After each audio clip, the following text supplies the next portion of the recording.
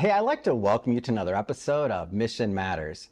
My name is Adam Torres, and today I am coming to you from Brentwood, California, and I'm at Studio Place, LA, and I am excited because Peter Voss is coming to town, and we're going to have a whole lot of fun. First off, Peter, I want to say welcome. Thank you for coming into town. Yes, it's good to be here. So we've been trying to get this together, kind of working on this through Srini and some of your team for now, what, I feel like it's been a year and a half or so. Yeah, it's been a few years. Yeah, so we got a whole lot to talk about today. I want some updates on what's going on with AGI. We're going to talk about, which I'm really excited about, AGI, which I know you're known for coining, which is artificial general intelligence. And we're going to talk about where you're at with that and a whole lot of other things. Plus, I mean, I've been looking at what you've been doing, and I feel like you got a big vision, a whole lot to accomplish, and I know there's going to be a lot of people involved, so we'll get into that as well. But to get us kicked off, we'll start this episode the way that we start them all, and all our audience at home knows that's with our Mission Matters Minute. So Peter, as you're aware, at Mission Matters, our aim and our goal is to amplify stories for entrepreneurs, executives, and experts. We want to get their message out to the masses, so that's what we do. Peter, what mission matters to you? Well, that's very obvious. It's AGI, Artificial General Intelligence, and that is to bring intelligence, artificial intelligence, to the masses that will improve people's flourishing and create radical abundance. And that's really the mission that I'm on and have been for some time. That's exciting, and we're going to get way more into this. And one of the things is we've heard about AI, we've heard all these things in the news, let's say for the last couple of years where it's mainstream.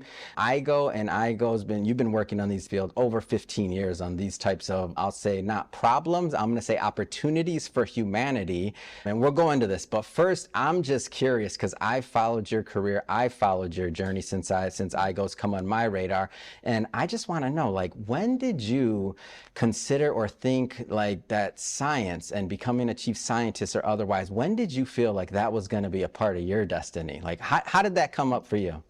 I don't really know. I can't pinpoint it specifically. I think I've always been interested in scientific things. That's been balanced out by also sort of this entrepreneurial spirit that I inherently have. I don't only want to discover things, I also want to have them work in the real world. So there are really these two sides of the coin that have always fascinated me. Now, I've done over 6,000 interviews. I've interviewed a lot of people, and I feel like a lot of times there's people when they're really highly educated, and I'm not putting anybody in a box, right? Nobody wants that. But sometimes when people are really highly educated, they don't have that other piece to where they want to go out and step out on a limb and take that chance of becoming an entrepreneur. Nothing against them, right? Everybody has their own path. But where did you get that piece from? Like that extra to make you want to go and see your vision a reality? Well, actually, I didn't finish high school. So I got thrown in the deep end pretty quickly in terms of having to look after myself and, find work when I was 16 years old. So it was kind of quite natural for me to figure out how to survive in the world, and that kind of just led me to figuring out how to create things, to create more things. And there's also been this curiosity to learn things, to figure things out, and to invent things. Yeah, and thinking about the concept of, I always tell people this, I'm like, for my long-term listeners, they're like, oh, Adam, being an entrepreneur, this, that. To me, I was just trying to make some money. I didn't know that's the fancy word we use now, but it was just trying to provide value, trying to figure out a way where I was going to fit in the world. So thank you for sharing that, because that's, I think, inspiring as well to our audience that are maybe in a similar, we're just coming off, so when we're recording this, just for everybody at home, 2024, we're already in another year, all right? Post-pandemic, we're all kind of in this thing where we're trying to figure out what's next many times, and we're all growing in our own pace. So I feel like that is very useful for our audience.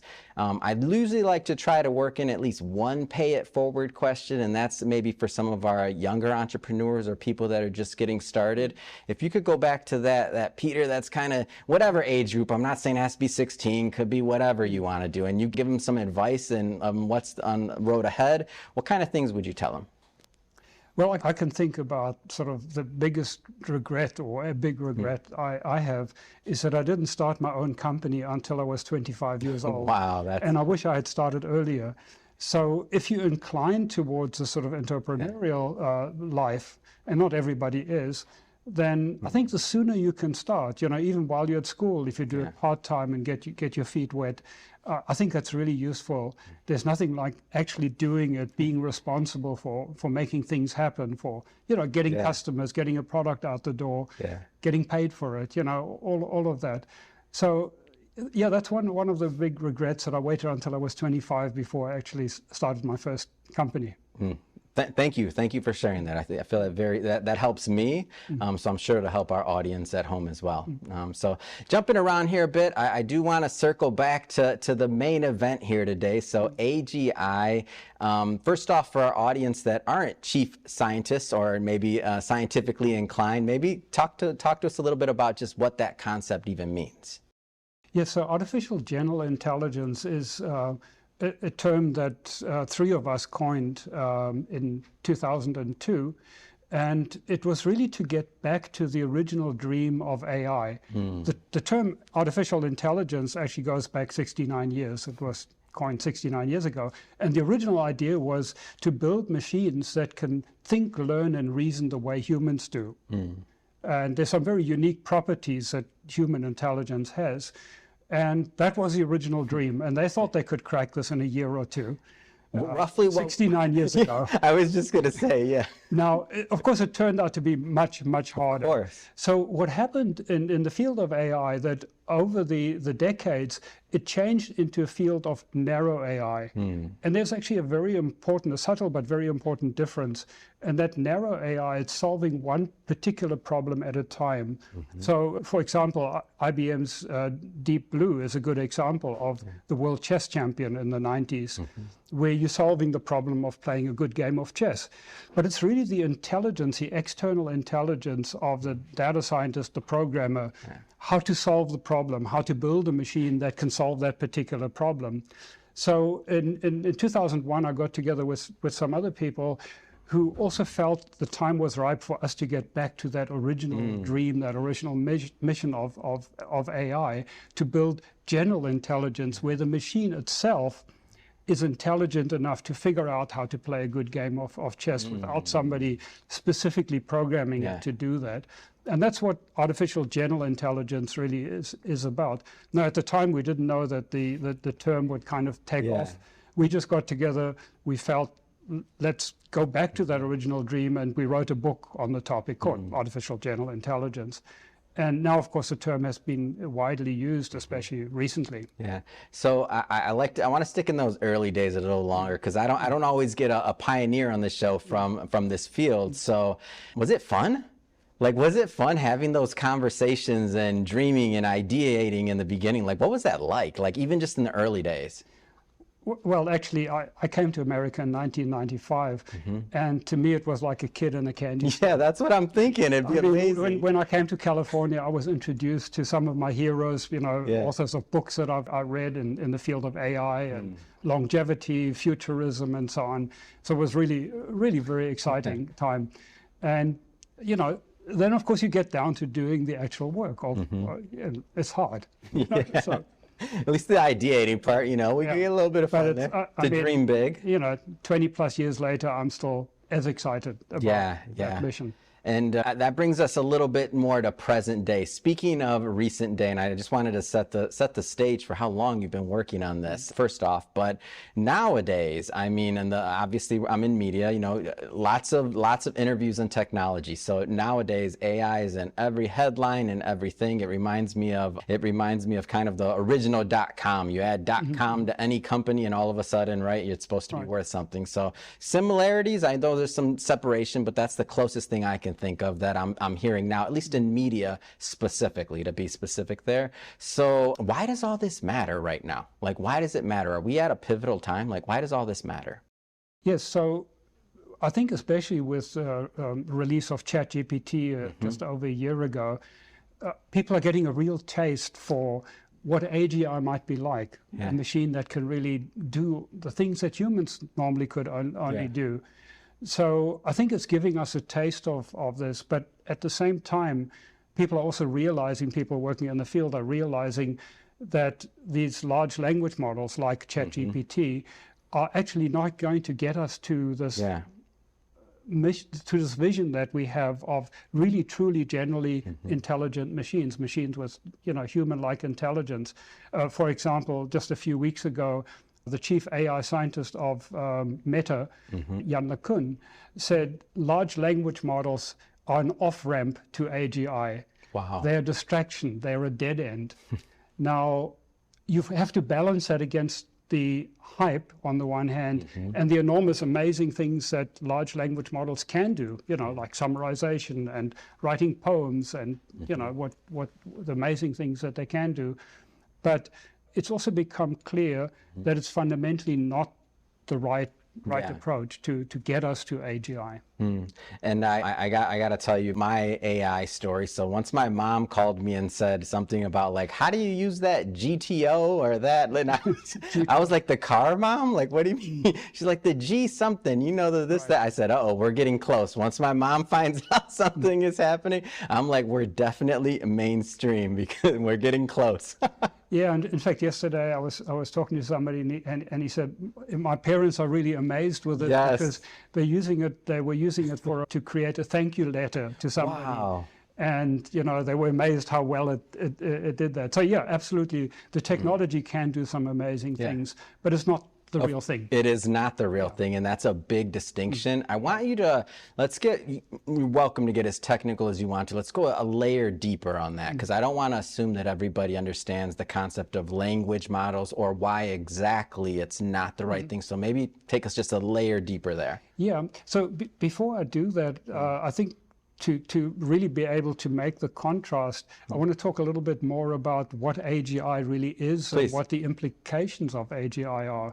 Because the enormity of having truly human-level AI, there's the general consensus that that's going to be bigger than fire, bigger than electricity, internet, how transformative it will be and can be. So, for example, with real AGI, for one, you can have AI scientists. So imagine one AI training itself up to be a cancer researcher. Yeah. At your PhD level cancer researcher, you can now make 1 million copies of that. Yeah. You have 1 million PhD level cancer researchers chipping away at the problem, pursuing different avenues, and communicating with each other, sharing knowledge much more effectively than humans can, without egos getting in the way and so on. Yeah. And now you can take that across really anything that requires scientific research, whether that's better battery technology, nanotechnology, nanobots that can go in our bodies and repair damage, any scientific field, or even governance. I mean, we don't seem to be very good at creating the right kind of governance for our society. So being able to apply more brain power to problems of humanity. So that's one area, sort of research, scientific approaches. Another area is so dramatically reducing the cost of goods and services by automation, and how that will create radical abundance. I mean, just by tremendously lowering the cost of things. So that's kind of the second area. A third area I'd like to highlight is what I call a personal assistant. So a reason I put 3 personals there, they're really 3 different important aspects of the word. The one is you own it. It serves your agenda, not some mega corporation's agenda. And secondly, it's hyper-personalized to you. So it really gets to know your history, your goals, who you interact with and so on. And the third personal is the issue of privacy, that you decide what you want to share with whom. So I have that, vision of applying AGI to giving everybody in the world this personal assistant. It'll be, like a confidant, a helper that can help you make better decisions. A bit like a little angel on your shoulder, that can help you avoid make bad decisions and so on. So I think that we all need one of those. Hold on. Give me when can I get one of those? I'm in. All right, sign up for it. Yeah. In. So I think there are so many ways in which true AGI can increase human flourishing tremendous. So I think it's really to understand how big a deal AGI is, to then say why we should work on it, you know. So getting back to the question you asked is, you know, technically sort of why are large language models an off-ramp? Why do I agree with that? So there are a number of fundamental inherent problems with the technology. And in fact, the name GPT already gives you a very good clue. G means generative. It makes up stuff. You know, it's trained with 10 trillion pieces of information from the internet, from all over the place, good, bad, and ugly. Sure. And so the system will create responses that are picked from that knowledge, from that huge knowledge, but it doesn't know what's right or what's wrong. So it just creates, it generates, it makes up stuff. And that's why these systems suffer from what people call hallucinations. You know, you can't trust them, basically. So that's one big problem. The second big problem is GP, the P stands for pre-trained. They are pre-trained with these 10 trillion pieces of information at a cost of hundreds of millions. Well, I think the latest ones are like $200 million to train the system, to do all the number crunching, to take this massive amount of information and kind of condense it and build a model that you can use. So that pre-training also means that they cannot learn in real time. So if they hear something new, like the conversation we're having, if it's not something they already know, they can't learn it, they can't update that. So that's a huge limitation, and it's inherent. The other limitations, they don't have metacognition, they can't think about their own thinking, they don't know what they're saying. They don't know when they don't know things. And I think the other thing that really worries people is the vast amount of electricity they need and computational power they need. I mean, we now have Sam Altman saying he needs to build new nuclear fusion power stations to do this, you know. $7 trillion worth. I mean, it's insane to talk about the amount of sort of the environmental impact and the amount of power it needs. Whereas if you compare it to our brain, it's 20 watts of power, not 20 gigawatts.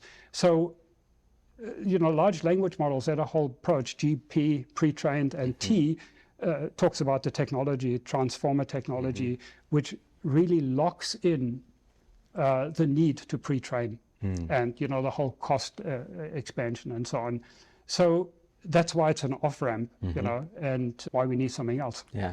I want to spend some time that we have here today going further into AIGO.ai and exactly where you're at with the company and the technology. Maybe talk to us a little bit more about that.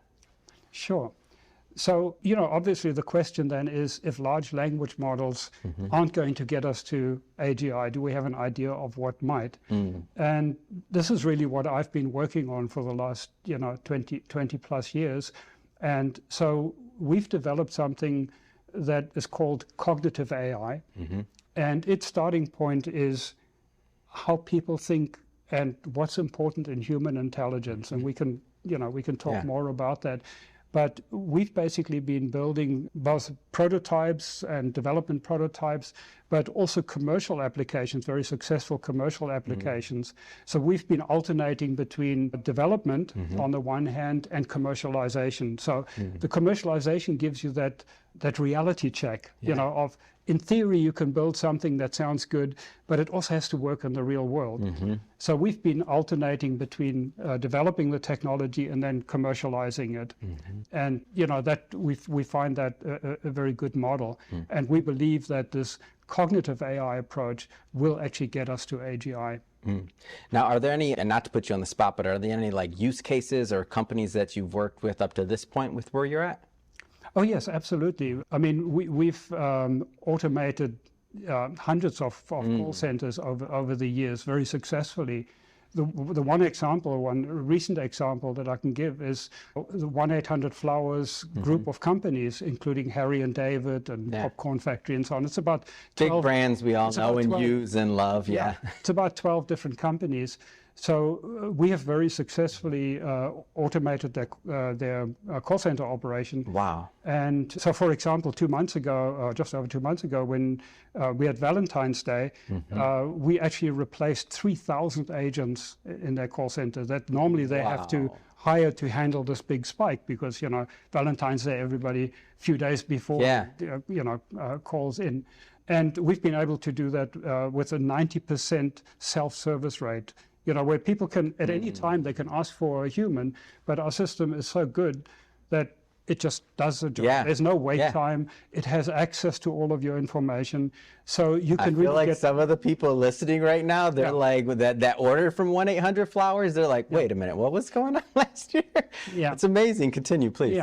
So, you know, we very much on the commercial side, you know, there's still a lot of integration, and, you know, we're not at human level intelligence there yet with the current commercial technology. And that's why we're so keen to really focus on moving that technology forward and taking it all the way to human level. Yeah. Now, what you're describing is amazing, and I just have to think about, like, we're a small media company. I like to think we punch above our weight, right? But we're not trying to like change to this point. So when I think about the amount of money or people or resources or collaborations that's needed to make this vision a reality, like, what does that look like? I just can't even fathom, like, what does that type of thing look like?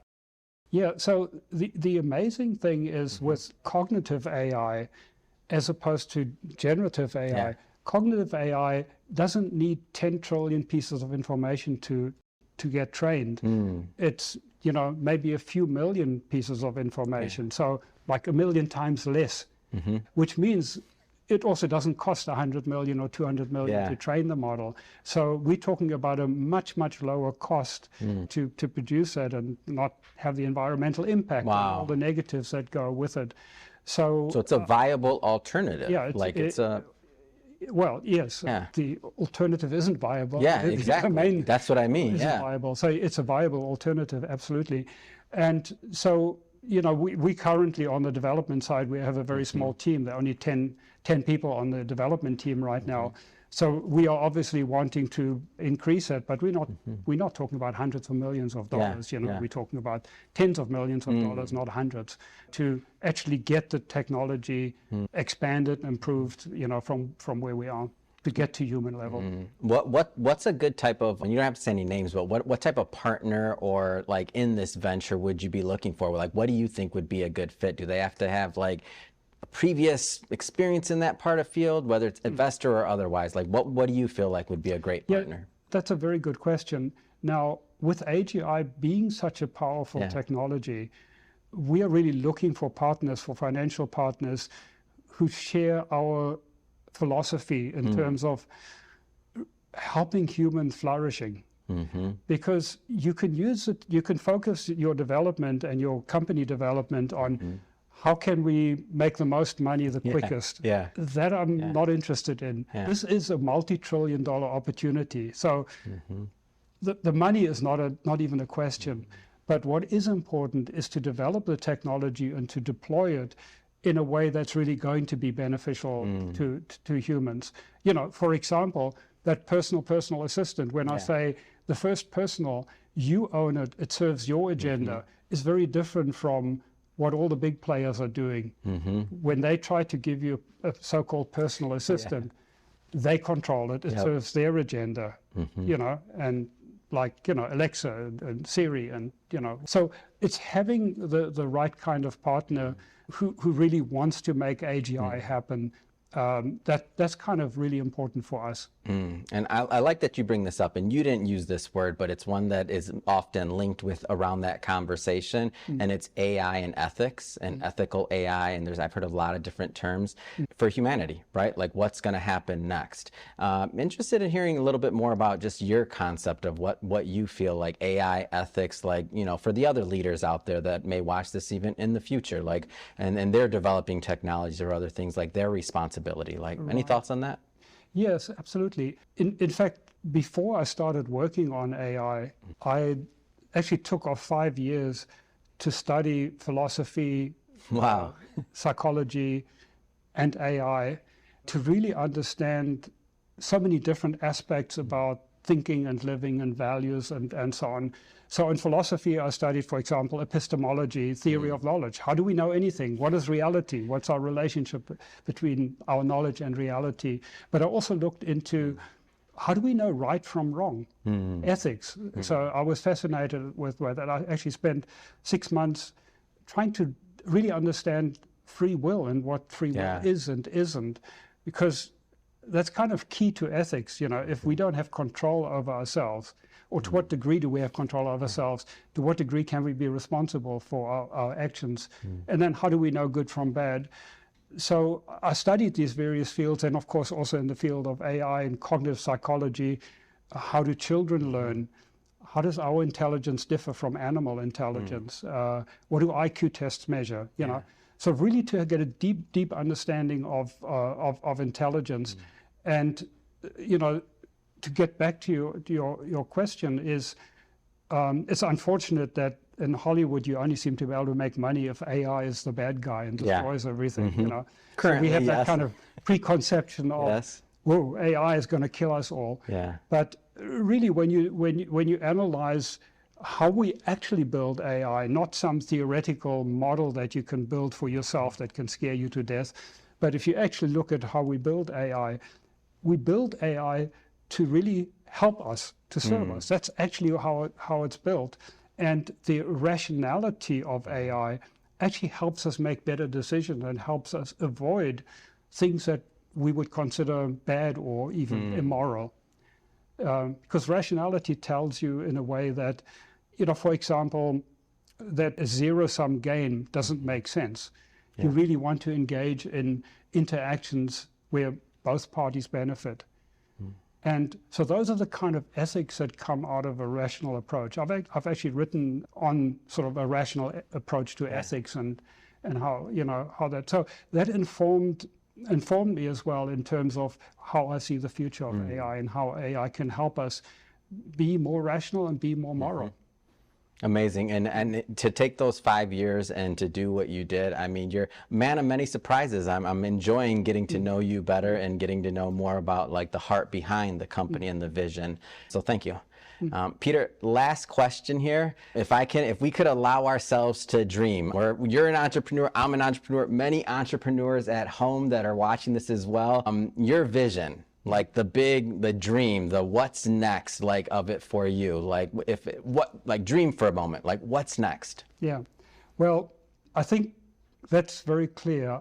I want AGI to happen as soon as possible. And I'm looking for people who share that vision to actually make it happen, and so that we can all benefit from AI to have this radical abundance and increase human flourishing.